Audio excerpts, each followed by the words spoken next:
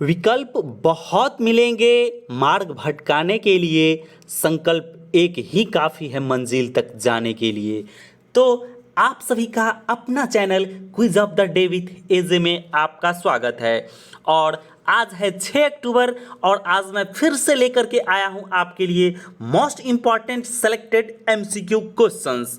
और ये क्वेश्चन उनके लिए भी है जो अप्रेंटिसशिप की तैयारी कर रहे हैं, या फिर ये क्वेश्चन उनके लिए भी है जो जॉब की तैयारी कर रहे हैं, चाहे वो इंडियन ऑयल में आना चाह रहे हैं, चाहे एचपीसीएल में जाना चाह रहे हैं, या फिर बार्क की तैयारी कर रहे हैं, या फिर केमिकल स्ट्रीम से रिलेटेड किसी भी जॉब की आप एग्जाम की तैयारी कर रहे हैं। तो ये क्वेश्चन आपके लिए काफ़ी हेल्पफुल साबित होने वाला है। तो बिना समय गंवाते हुए बढ़ते हैं अपने पहले क्वेश्चन के तरफ।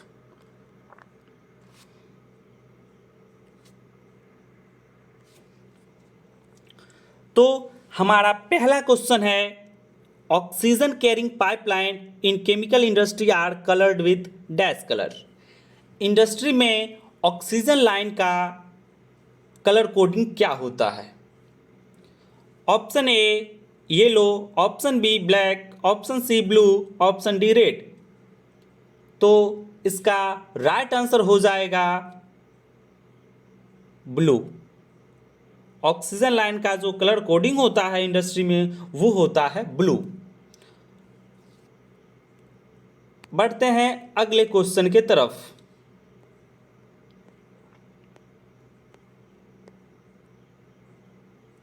हमारा अगला क्वेश्चन है, which set of material is used as a moderator in a nuclear reactor.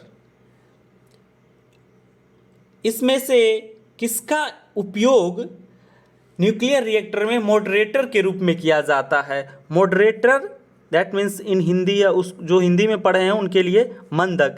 किसका उपयोग जो है मंदक के रूप में किया जाता है? तो option A zircaloy and beryllium, option B zircaloy and heavy water, option C zirconium and beryllium, option D heavy water and berkelium. ठीक है, तो इसका राइट आंसर हो जाएगा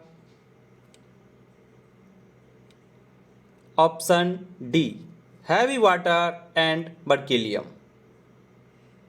ठीक है, बढ़ते हैं अगले क्वेश्चन की तरफ।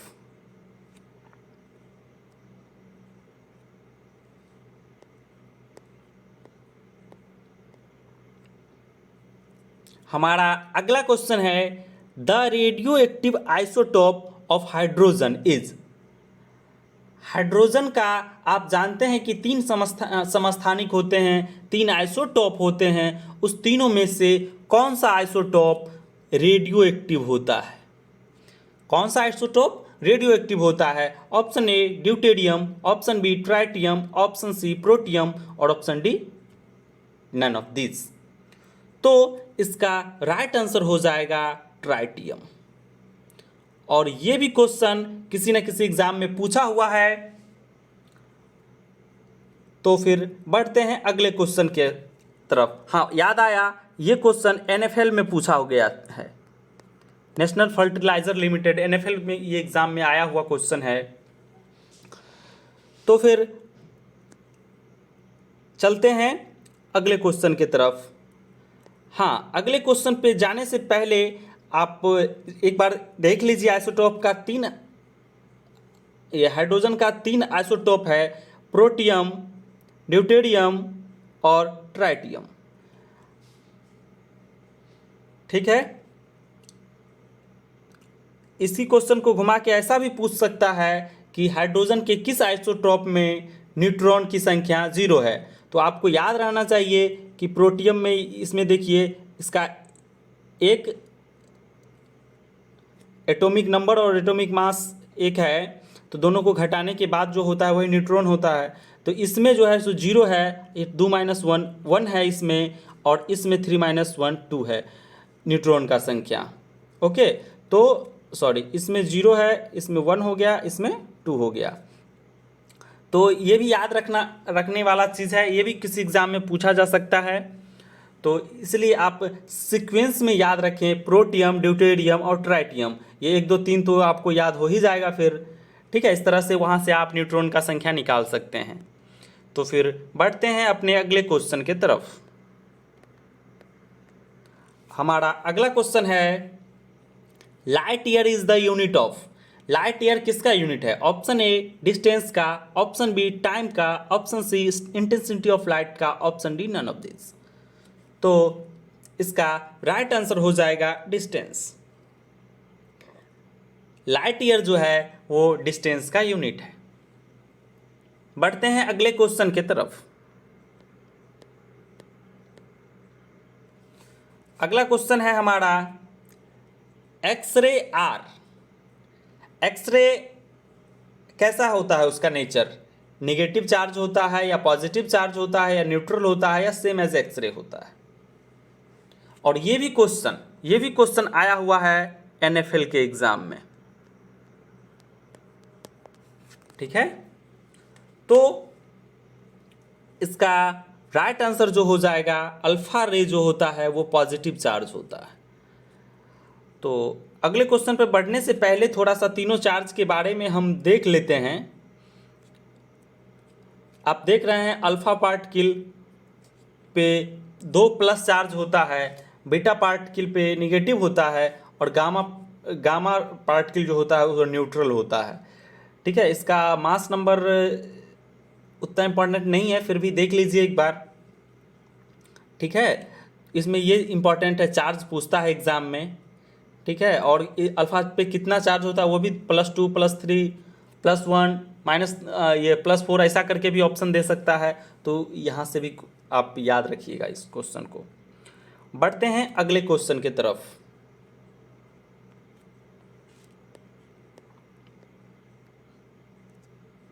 हमारा अगला क्वेश्चन है, a nozzle is a device which. Nozzle जो है क्या करता है? Increase kinetic energy and decrease pressure energy. Option B reduce kinetic energy and increase pressure energy. Option C reduce both kinetic and pressure energy. Option D increase both kinetic energy and pressure energy. तो इसका जो right answer है वो है increase kinetic energy and decrease pressure energy. Nozzle क्या करता है? Kinetic energy को बढ़ा देता है और प्रेशर एनर्जी को कम कर देता है। और आपके जानकारी के लिए बता दूं, ये क्वेश्चन पानीपत के एग्ज़ाम में आया हुआ है। अप्रेंटिस के एग्ज़ाम में नहीं, ये परमानेंट जॉब के एग्ज़ाम में, जेई के एग्ज़ाम में आया हुआ है ये question. Nozzle is a device which, directly ये क्वेश्चन एग्जाम में छपा था कि nozzle is a device which, option यही सब था। तो वहाँ पे आपको लगाना पड़ेगा increase kinetic energy and decrease pressure energy. ये क्वेश्चन कहाँ पूछा हुआ है? IOCL जेई के एग्जाम में। ओके, मैं जो सब क्वेश्चन बता रहा हूँ, अगर हो सके तो आप कॉपी पे नोट करते जाइए, ताकि एग्ज़ाम के टाइम पे आप सारा वीडियो आपको ना देखना पड़े और आप एक बार अपने बुक से रिवीजन कर सको। हो सके तो एक बार आप एक जगह सारे क्वेश्चन को लिखते चले जाइए। 15-15 क्वेश्चन का आप कलेक्शन करेंगे, एक महीने में 450 क्वेश्चन होगा। और जब आप किसी भी एग्ज़ाम में बैठेंगे तो वो क्वेश्चन आपके लिए काफ़ी क्रीम मक्खन का काम करेगा। एकदम सेलेक्टेड क्वेश्चन आप एक बार नज़र घुमा के जाएंगे और आप एग्ज़ाम में खुशी खुशी बना के आएंगे। तो फिर से पढ़ते हैं अगले क्वेश्चन की तरफ। अगला क्वेश्चन है, cavitation in a centrifugal pump results from. अगर सेंट्रीफ्यूगल पंप में कैविटेशन हो जाता है तो उससे क्या होता है?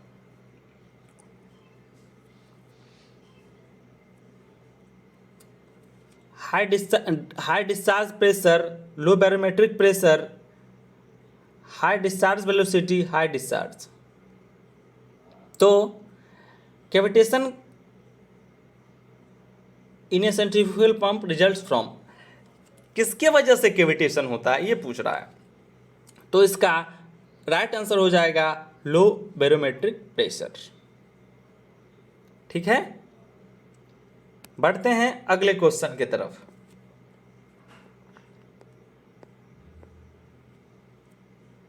अगला क्वेश्चन है, as time passes the calorific value of stored coal, जैसे जैसे समय बीतता है, जैसे जैसे समय गुजरता है, स्टोर्ड कोल का कैलोरीफिक वैल्यू पर क्या असर पड़ता है? Option A decrease, option B increase, option C remain unaltered, में इंक्रीज और डिक्रीज। तो इसका राइट आंसर जो हो जाएगा वो हो जाएगा डिक्रीजेज। जैसे जैसे समय गुजरता है स्टोर्ड कोल का कैलोरीफिक वैल्यू क्या होता है? कम हो जाता है। और ये आपके इंफॉर्मेशन के लिए बता दूं कि ये क्वेश्चन एमआरपीएल एग्ज़ाम के अप्रेंटिसशिप वाले एग्ज़ाम में ये क्वेश्चन आया हुआ था। ठीक है, तो मैं जो भी क्वेश्चन का कलेक्शन काफ़ी इंपॉर्टेंट किया हूँ, जो कि आपके आने वाले एग्ज़ाम में काफ़ी हेल्पफुल होने वाला है। आप सारे क्वेश्चन को एक बार लिख करके रखें, किसी कॉपी में एग्ज़ाम दे करके आए, फिर आपको काफ़ी मज़ा आएगा कि ये क्वेश्चन आया था, ये क्वेश्चन आया था, काफ़ी मज़ा आएगा। तो फिर बढ़ते हैं अगले क्वेश्चन की तरफ। हमारा अगला क्वेश्चन है the Grashof number is defined as the ratio of. Grashof number किसका किसका रेशियो है? Option A buoyancy to inertial force, option B buoyancy to viscous force, option C inertial to viscous force और option D buoyancy to surface tension.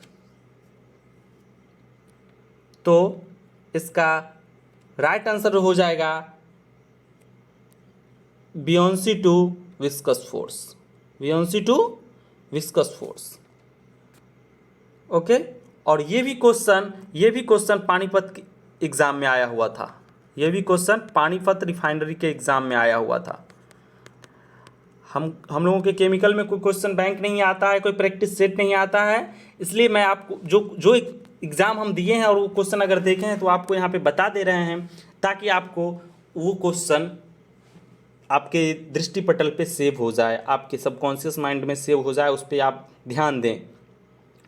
तो अगले question पे बढ़ने से पहले थोड़ा सा देख लेते हैं, कुछ डायमेंशनलेस नंबर हम यहाँ पे लेके आए हैं। ये पहले तो ग्रासफ नंबर का चर्चा है कि the dimensionless parameter which represent the natural convection effect and is called Grashof number. जो नेचुरल कन्वेक्शन इफेक्ट को दिखाता है, जो डायमेंशनलेस नंबर, उसी को हम लोग, वही होता है ग्रासफ नंबर। और ये भी क्वेश्चन एक ऑब्जेक्टिव बन सकता है, ग्रासफ नंबर किसके लिए यूज़ किया जाता है? दे देगा option natural convection, force convection और बोथ, नन ऑफ दिस। तो वहाँ पे हमको लगाना पड़ेगा नेचुरल कन्वेक्शन। ओके, तो नेचुरल, ये ग्रासफ नंबर जो होता है बियोंसी फोर्स और विस्कस फोर्स का रेशियो होता है। ठीक है, और यहाँ पे कुछ इम्पॉर्टेंट डायमेंशनलेस नंबर हम लिख के लाए हैं, जो आपके आने वाले एग्जाम में काफ़ी हेल्पफुल होने वाला है। बायोट नंबर क्या होता है? Thermal resistance to boundary layer thermal resistance, internal thermal resistance to boundary layer thermal resistance.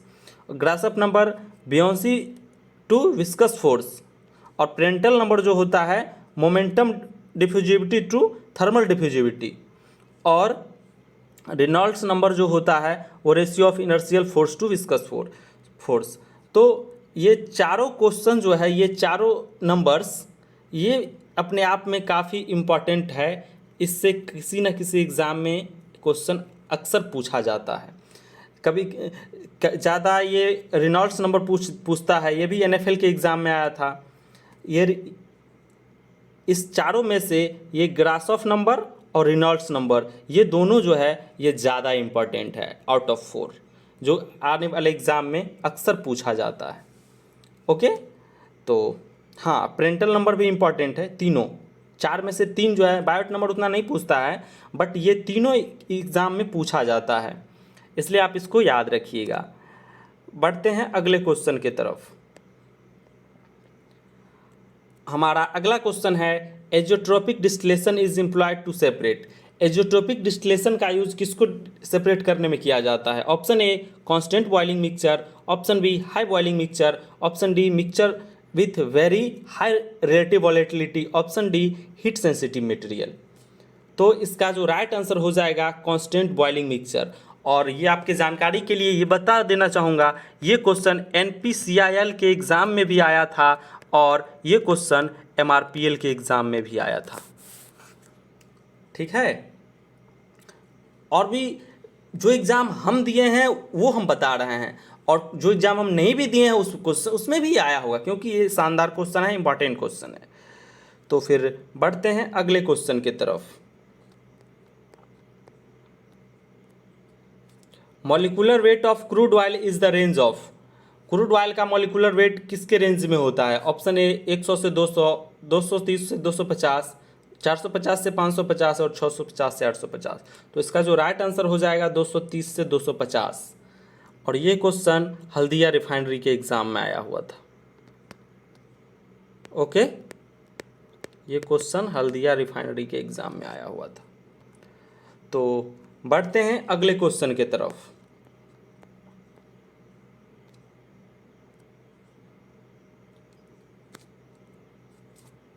हमारा अगला क्वेश्चन है, function of feed check valve in a boiler is to. Check valve का काम बॉयलर में क्या है? Option A facilitate circulation of high pressure feed water, option B check valve the water level in the boiler drum, option C prevent the back flow of water, option D regulate the water flow to boiler. तो इसका जो right answer हो जाएगा prevent back flow of water. और ये question जो है ये क्रिब्को के एग्ज़ाम में आया था। क्रिब्को यह कृषक भर्ती कोऑपरेटिव लिमिटेड है, जो कि हजीरा सूरत में है, फर्टिलाइज़र है, हजीरा सूरत में है। ये फर्टिलाइज़र है जो कि ये भी PSU कंपनी है। बहुत अच्छा पैकेज देता है। तो थोड़ा यहाँ पे हम चेक वाल्व के बारे में थोड़ा सा लिखे हैं। देखिए, feed check valve works as NRV के बारे में हम बताए हैं कि एक हमारे किसी वीडियो में आप देख लीजिएगा, NRV का हम चर्चा किए हैं। जैसे पंप में NRV लगाया जाता है जिससे कि फ्लो बैक ना आए, बैक फ्लो से बचने के लिए, उसी तरह से बॉयलर में जो लगाया जाता है फीड चेक वाल्व लगाया जाता है। देखिए लिखे हैं, feed check valve work as NRV prevent the back flow of water from the boiler when the feed pump is either not working और इन केस ऑफ फेल्योर। अगर फीड पंप जो है फेल्योर हो जाता है, फेल कर जाता है, या फिर वो वर्क नहीं करता है, तो फ्लो बैक ना आए, इसलिए ना उसमें क्या लगाया जाता है, इसलिए उसमें फीड चेक वाल्व लगाया जाता है। ओके, तो फिर बढ़ते हैं अगले क्वेश्चन की तरफ। अगला क्वेश्चन है, with increase in pressure the latent heat of steam. जब प्रेशर बढ़ाएंगे तो स्टीम का लेटेंट हीट क्या होगा?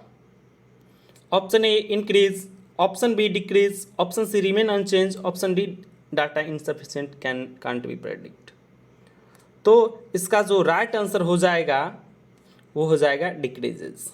जैसे जैसे हम क्या करेंगे, प्रेशर को इंक्रीज करेंगे, ऐसे ऐसे जो है लेटेंट हीट आपका लेटेंट हीट क्या होगा? डिक्रीज हो जाएगा। ठीक है, बढ़ते हैं अगले क्वेश्चन की तरफ।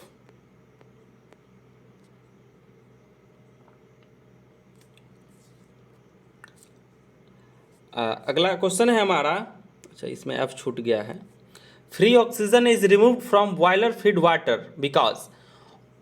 बॉयलर फीड वाटर से जो फ्री ऑक्सीजन होते हैं उसको रिमूव कर दिया जाता है, क्यों?